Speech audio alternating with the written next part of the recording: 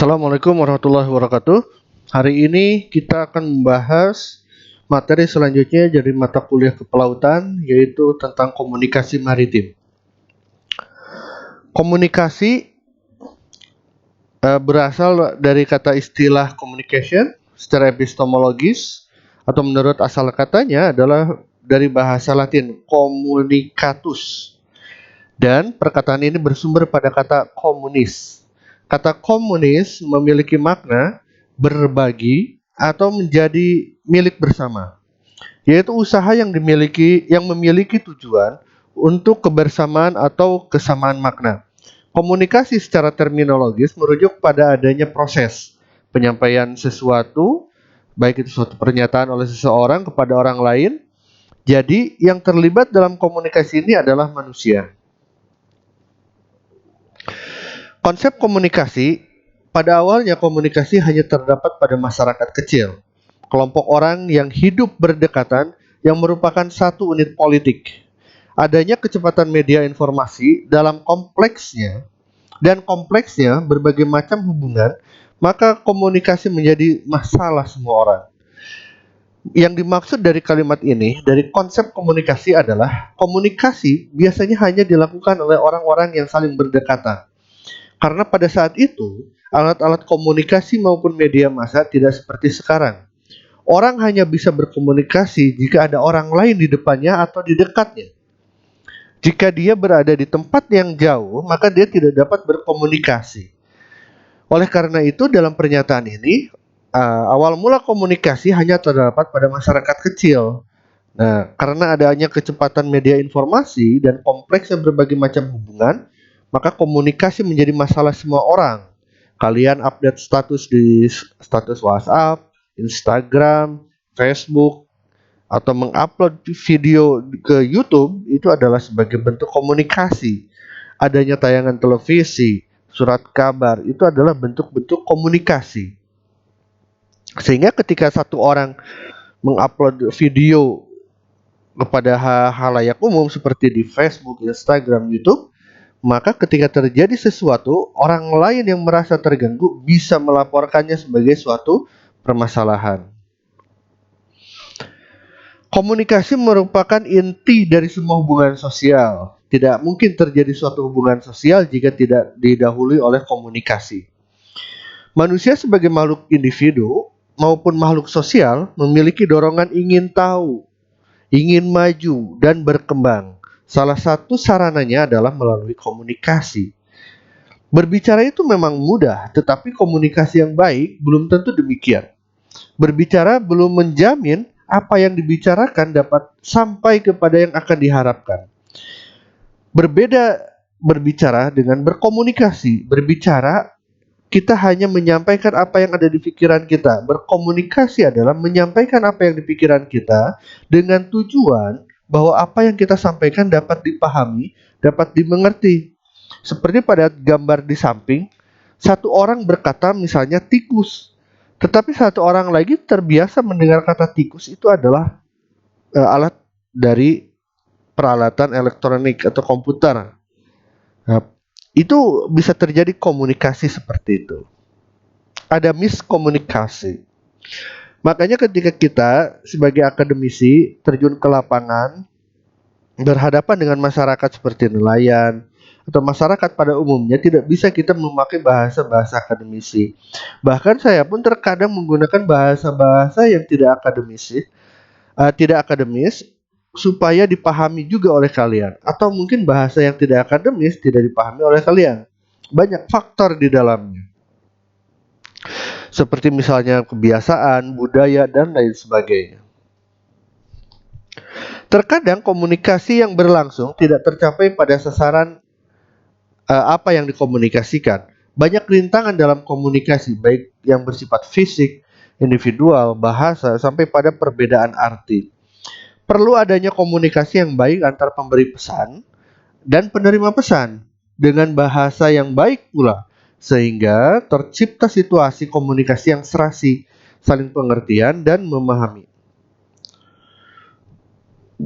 Ini adalah 5 unsur komunikasi yang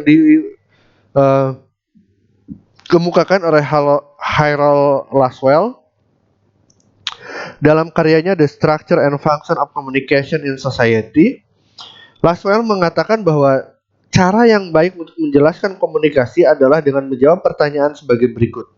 Who say what in which channel, to whom with what effect? Nah, jadi kalau kita penggal satu persatu, ini adalah 5 unsur komunikasi. Seperti misalnya, siapa yang mengatakan? Kalau ada suatu pernyataan, suatu kabar, maka pertanyaan yang perlu kita tanyakan adalah siapa yang mengatakan itu? Lalu mengatakan apa? Melalui saluran apa? Kepada siapa dan apa dampaknya? Kalau misalnya 5 efek atau 5 unsur komunikasi ini kita gunakan, maka sesungguhnya hoax dan kabar-kabar burung lainnya di luar sana, di media massa, di sosial media, niscaya tidak akan terjadi. Ini adalah lingkup komunikasi. Ada yang berbentuk spasial, media, dan efek. Komunikasi dalam bentuk, bukan spasial ya, tapi spesialisasi. Jadi komunikasi dalam bentuk spesialisasi itu adalah komunikasi persona, kelompok, dan massa. Kalau persona itu adalah komunikasi antar persona, komunikasi dengan diri sendiri, komunikasi dengan isyarat, komunikasi kerohanian. Sedangkan komunikasi kelompok seperti misalnya kuliah. Saya berkomunikasi dengan mahasiswa yang mengambil mata kuliah kepelautan, itu adalah merupakan komunikasi kuliah. Ada ceramah, indoktrinisasi, coaching, pertemuan, dan sebagainya. Komunikasi massa misalnya jurnalistik. Jadi dia mengkomunikasikan kepada halayak ramai, advertising, propaganda, penerbangan, terus publicity, pameran, dan lain sebagainya. Sedangkan media umum itu seperti telepon, surat, telegraf, telex, dan sebagainya. Untuk media massa, contohnya pers, radio, film, dan televisi. Itu termasuk komunikasi media massa. Lalu ada komunikasi efek, ada personal opinion, public opinion, majority opinion, dan general opinion.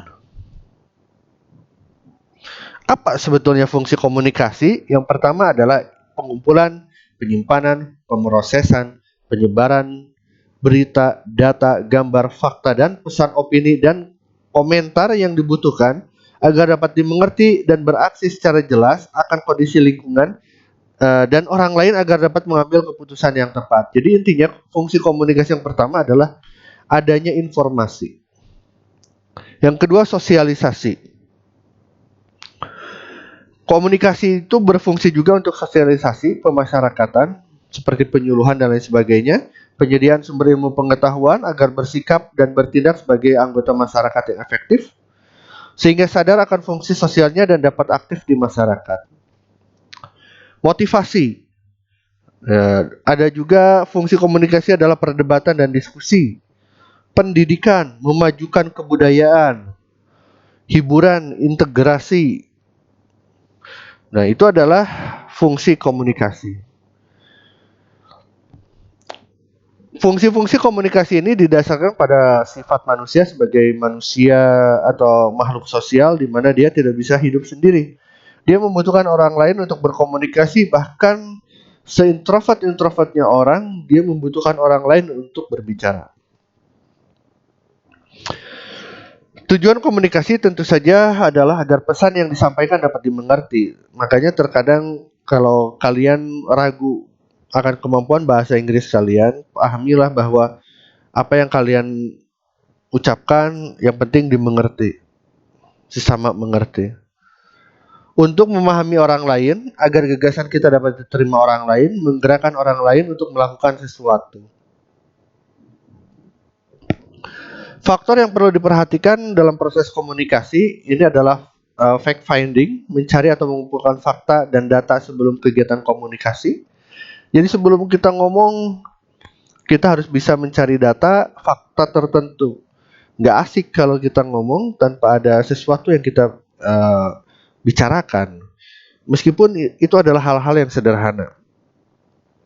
Memulai satu obrolan, misalnya, tahu nggak sih? Nah, itu seperti memancing pengumpulan fakta. Planning. kita juga harus ketika akan berbicara dengan orang lain, kita harus merencanakan tujuan akhir dari apa yang kita bicarakan itu seperti apa. Yang ketiga, communicating, berkomunikasi berdasar susunan rencana yang dibuat. Nah, kita juga kalau kita berbicara berkomunikasi dengan orang lain, kita memiliki tujuan tertentu. Misalnya seseorang ini kita harus giring pemikirannya ke arah, misalnya seperti saya berdiskusi dengan kalian, kita akan membuat grup mahasiswa yang tertarik dengan vessel modeling boat, vessel modeling. Vessel modeling itu misalnya saya pengen kalian eh, aktif berkegiatan dalam membuat kapal tanpa awak yang bisa masuk ke dalam laut, misalnya seperti itu. Maka saya doktrin pikiran kalian pertama-tama dengan hal-hal yang baik tentunya. Kemudian saya giring-giring terus dengan ucapan-ucapan tertentu supaya kalian lebih tertarik lagi, dan akhirnya pada akhirnya goal dari apa yang saya inginkan tercapai. Yang keempat itu adalah evaluation. Penilaian dan analisa hasil dari berkomunikasi untuk dijadikan bahan perencanaan selanjutnya. Faktor yang perlu diperhatikan dalam proses komunikasi pada poin kedua adalah prosedur mencapai efek yang dikehendaki. Bagaimana kita mendapatkan perhatian, interest, desire, decision, dan action. Makanya dalam komunikasi terkadang 10 detik atau 10 detik pertama itu sangat penting sekali. Bagaimana caranya kita memulai pembicaraan supaya menarik untuk orang lain dan lain sebagainya. Sehingga kita mendapatkan perhatian mereka. Lalu setelah mendapatkan perhatian, kita masukkan kata-kata yang membuat mereka tertarik. Lalu juga muncul keinginan. Setelah itu dia dapat mengambil keputusan dan akhirnya bertindak. Faktor yang poin 2 ini banyak sekali atau bisa kalian pelajari ketika kalian melakukan sebuah bisnis. Karena dalam berbisnis kita tidak memiliki waktu yang lama. Ketika kita bertemu seseorang dan kita pikir ini sangat potensial untuk dijadikan investor dan lain sebagainya untuk bekerja sama sebagai mitra, maka hal yang paling pertama dilakukan adalah menarik perhatian mereka. Kita mengucapkan kata-kata yang menarik. Jadi 10 detik pertama itu kata-kata yang menarik. Kemudian kita lanjutkan dengan kalimat yang membuat dia ada ketertarikan untuk mendengarkan lebih lanjut. Akhirnya misalnya janjian untuk bertemu, untuk ngobrol lebih jauh lagi. Lalu setelah kita jelaskan kemudian ada keinginan untuk bekerja sama. Setelah itu dia memiliki keputusan iya atau tidak untuk bekerja sama. Itu faktor-faktor yang diperhatikan dalam proses komunikasi di dunia bisnis. Begitu juga ketika misalnya sebetulnya ketika dosen mengajar pun diharapkan seperti itu. Ketika masuk kelas, bagaimana caranya mahasiswa dapat tertarik untuk mendengarkan, bagaimana ada rasa ketertarikan, keinginan untuk belajar, dan mengambil keputusan, oh saya menyukai mata kuliah ini, saya tertarik dengan mata kuliah ini. Hal-hal seperti itu bisa terjadi. Faktor yang mempengaruhi komunikasi massa. Hambatan-hambatannya apa saja? Yang pertama tentu saja kebisingan, keadaan psikologi komunikan. Jadi ketika kita mengobrol, kita harus lihat bagaimana moodnya, baik atau tidak. Itu juga harus diperhatikan karena apa yang ada di pikirannya itu harus diselesaikan dulu, baru kemudian kita masuk dengan ide-ide tertentu. Kekurangan terampilan komunikator, kita sebagai komunikator tidak terampil untuk membuka wacana, menarik perhatian, itu juga bisa mempengaruhi. Kesalahan penilaian oleh komunikator, kita terlalu underestimate atau terlalu berlebihan menganggap seseorang sehingga ketika kita melontarkan atau berkata sesuatu ternyata tidak disambut.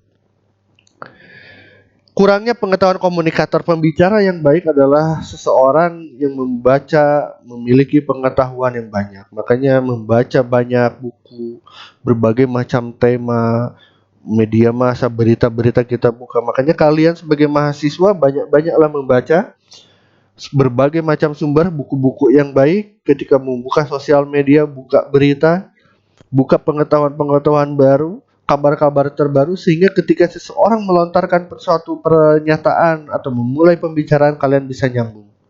Yang keenam adalah bahasa. Ini yang paling penting sekali ya. Jadi ketika kita berada di suatu wilayah, usahakan kita belajar bahasa daerah tersetempat sehingga ketika kita memulai berbicara, kita bisa menggunakan bahasa setempat dan itu lebih disukai. Buat kalian juga yang bentar lagi penelitian, nah, buat anak Jabotabek, anak Jaksel mungkin yang berbahasa Inggris campur, nah, penelitiannya ternyata ada di Binuangen pakai bahasa Sunda, belajar bahasa Sunda. Atau ternyata penelitiannya di Labuan pakai bahasa Jaseng, Jawa Serang, belajarlah itu supaya mempermudah dalam beraktivitas. Isi pesan berlebihan ini juga membuat orang merasa muak, merasa tidak suka kalau kita menyampaikan sesuatu secara berlebihan. Bersifat satu arah, terlalu mendominasi itu juga tidak baik. Kita tidak memberikan kesempatan orang yang kita ajak bicara untuk berpikir. Kita terus saja berbicara tanpa jeda, itu juga kurang bagus. Ada faktor teknis yang mungkin tidak bisa kita jelaskan, seperti misalnya ada lawan bicara yang lain dan lain sebagainya, atau ada kepentingan lain. Ada punya prasangka, terus cara menyajikannya terlalu verbalik kalau kita presentasi seperti ini, misalnya terlalu banyak huruf.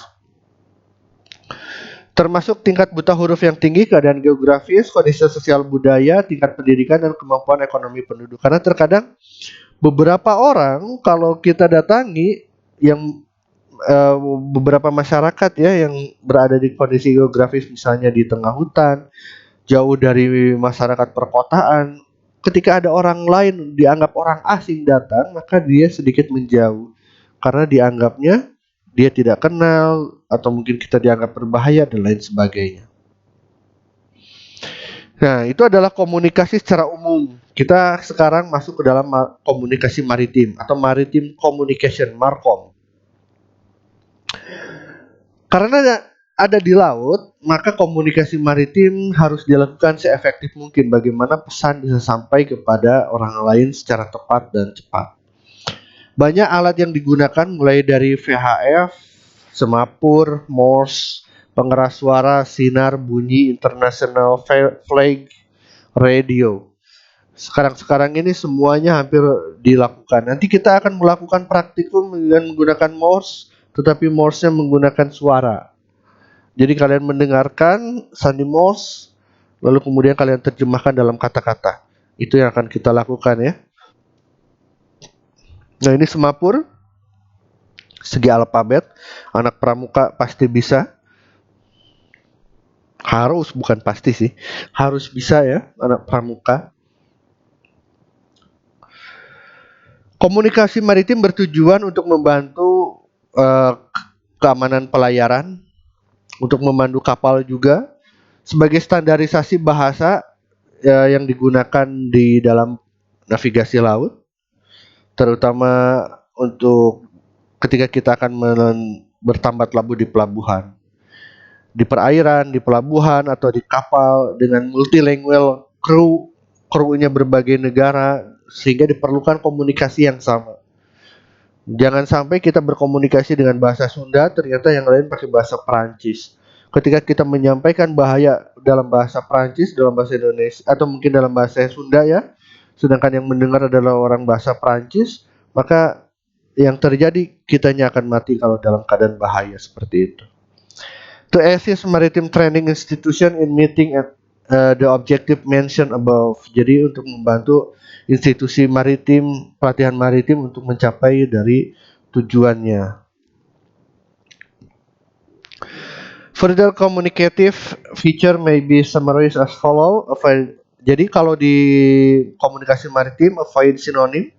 Jadi hindari sinonim, persamaan kata yang bisa membuat rancu, diterjemahkan dalam berbagai macam pengertian. Jadi istilahnya kalau dalam bahasa Indonesia kalimat bersayap itu tidak boleh.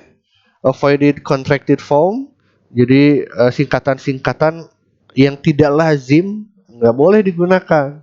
Seperti misalnya masing-masing, masing dua itu nggak boleh. Provide fully word answer to yes no question and basic alternative answer. Jadi sebaiknya menggunakan pertanyaan yes no question. Terus pernyataan kalimat pernyataan.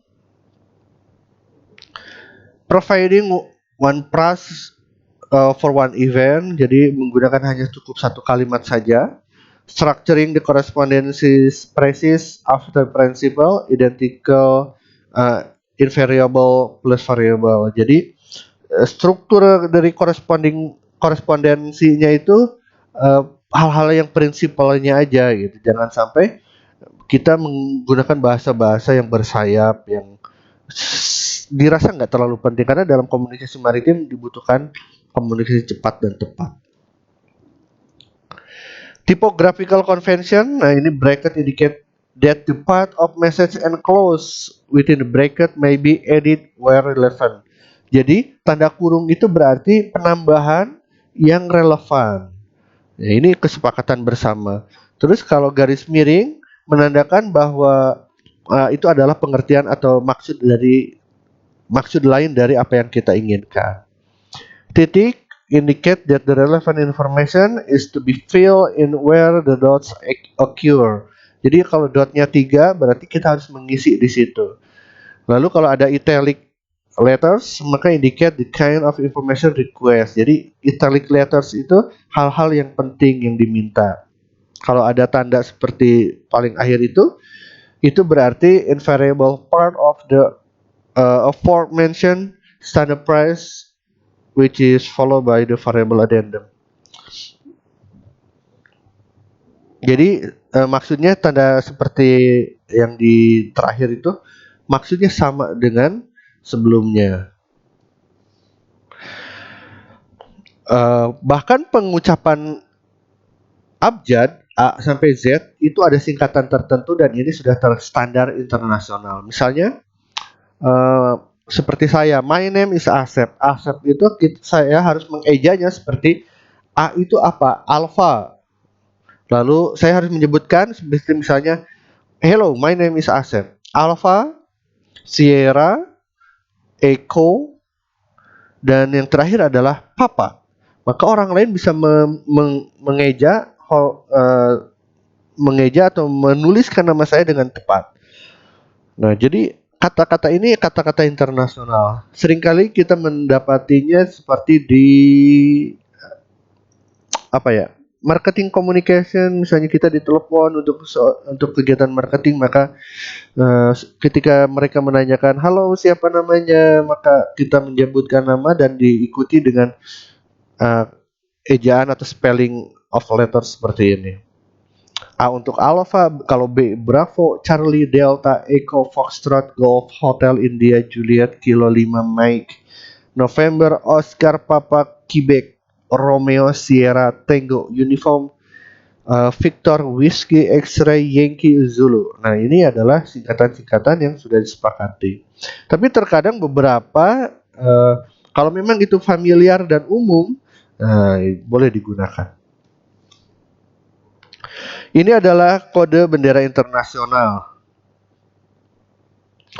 Alpha bentuknya seperti itu, biru, ada garis putihnya, merah. Huruf C itu seperti bendera Thailand misalnya. Nah, ini seringkali dipasang di kapal-kapal yang berlayar di perairan internasional. Itu jadi kalau kalian sekarang nanti ya setelah selesai kuliah melihat kapal banyak sekali benderanya warna-warni, nah itu belum tentu dalam kegiatan karnaval. Mungkin saja itu adalah kapal yang sedang mengkomunikasikan apa yang ingin disampaikan kepada orang-orang yang ada di sah bandar, di pelabuhan, atau yang ada di darat. Nah, ini beserta artinya ada ya. Banyak sekali di Google, coba kalian googling bagaimana maksud dari bendera internasional ini. Ini spelling of digit and numbers. 0 sampai dengan 1000. 0, 1, 2, 3, 4, 5, 6, 7, 8, 9, 10. Thousands. 10. Kalau 10.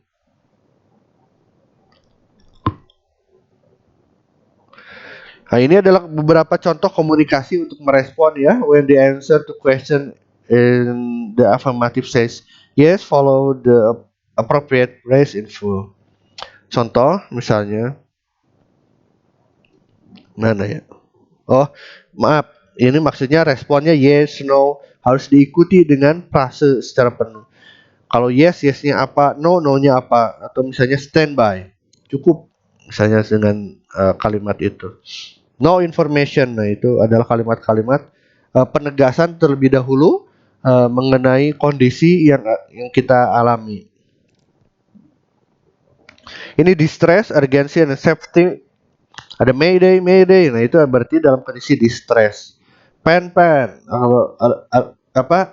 Urgensi dalam kondisi yang penting juga. Security itu safety message. Itu adalah sinyal-sinyal yang ada di berbagai kondisi.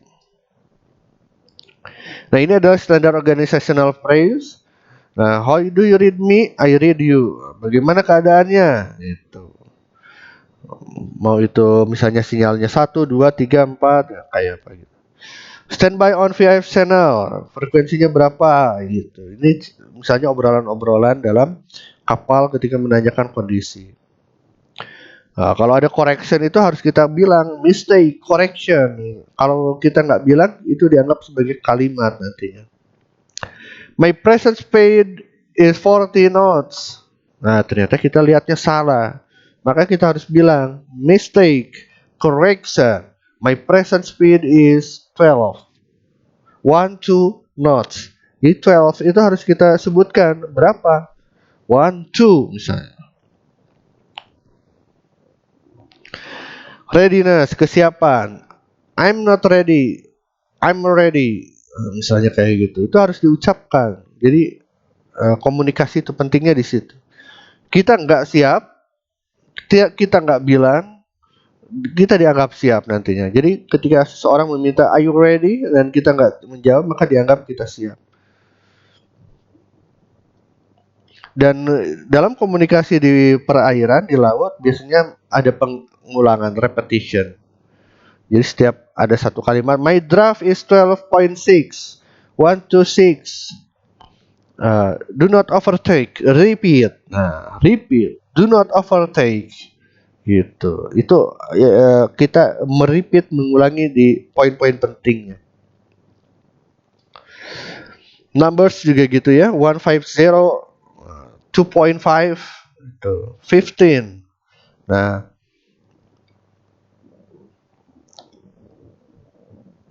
terus kalau possession kita degrees, minute, west, knots itu juga berlaku. Kita juga mengenal kalau di laut nautical mile. Jadi kita nggak mengenal kilometer. Nautical mile ke arah bujur lintang berapa gitu, ke arah utara, ke selatan, timur gitu.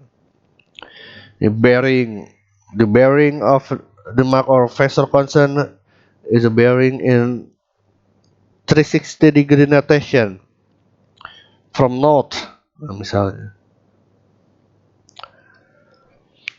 Jadi pilot, misalnya example-nya ya, pilot boat is bearing to 15 to 15 degrees from you. Jadi dia akan berputar misalnya 215 derajat dari kamu, dari posisi kamu berada, misalnya kayak gitu.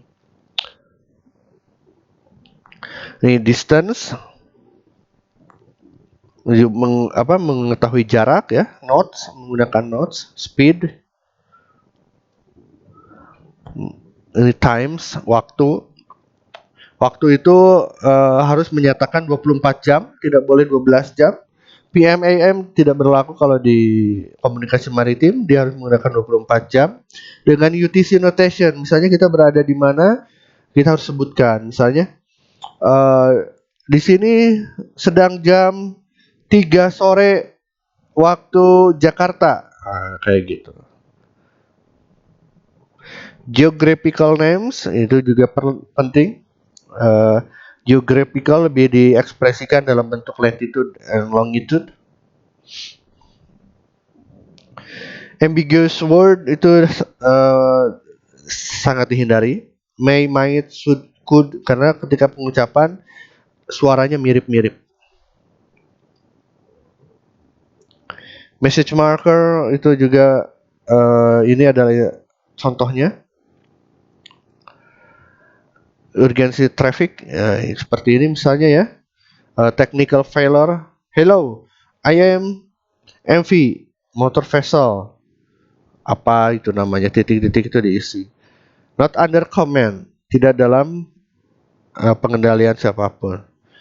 What problem do you have? Itu dilanjutkan terus. Ini adalah salah satu contoh komunikasi kapal dengan pihak pelabuhan, sah bandar atau lainnya. Meteorological and hydrological condition, ini contoh pembicaraannya. Kita membicarakan tentang pasang surut, kayak gitu. Ini navigational warning, seperti misalnya kita mau tambat labu di pelabuhan juga bisa menggunakan ini, memberitahu bahwa di posisinya itu terdapat banyak karang misalnya berbahaya karena bisa tenggelam. Ini juga environmental protection communication. Bagaimana memberitahukan bahwa terjadi tumpahan oli misalnya di laut atau kapalnya bocor seperti itu. Embarking and disembarking pilot. Ini contoh komunikasinya. Biasanya ketika pilotnya akan diambil alih oleh petugas takbut, pemandu. Ketika akan melakukan clearance, forward planning. Ini arrival, berthing and departures. Bagaimana kapal harus berkomunikasi terlebih dahulu ketika akan bersandar, berlabuh. Permintaan-permintaan kalimat-kalimatnya seperti ini. Ini cukup untuk diketahui ya, tapi diingat-ingat nanti. Ini standar distress message. Mayday, this is ketika ada bahaya. Ini salah satu contoh bagaimana komunikasi menyatakan bahwa dirinya dalam kondisi bahaya. Ini standar wheel orders. Terus sama yang tadi ya. Ini juga untuk engine. Oke, segitu dulu. Ini salah satu contoh dialog di dalam komunikasi maritim. Mayday, Mayday. Nah, itu dia Morse-nya ya. Siapa ini? Nah, lalu dijawab Kapten Haryo. QRV itu istilah kode Q namanya. QRV. Ceritakan kondisinya. Kalau dipanjangin kayak gitu. Nanti saya lampirkan ya bagaimana kode Q itu ada. Terus dia menjelaskan misalnya ada masalah dengan kapal saya. Masalahnya apa? Nah, kapal terbakar misalnya. KTH itu lokasi. Lokasinya di mana? Lokasinya di 105 bujur timur, 7 derajat lintang utara. Misalnya. Oke, segera kami kirim bantuan. Cepat, sebelum terlambat. Terus tiba-tiba ada bunyi blup blup. Nah, maka B-nya langsung menyatakan see you later. Ini salah satu contoh dialognya menggunakan sandi Morse. Nah, nanti ada tugas kalian coba terjemahkan. Saya kirim sandi Morse-nya dalam bentuk suara, lalu kalian terjemahkan dalam bentuk percakapan. Sekian aja. Terima kasih. Assalamualaikum warahmatullahi wabarakatuh.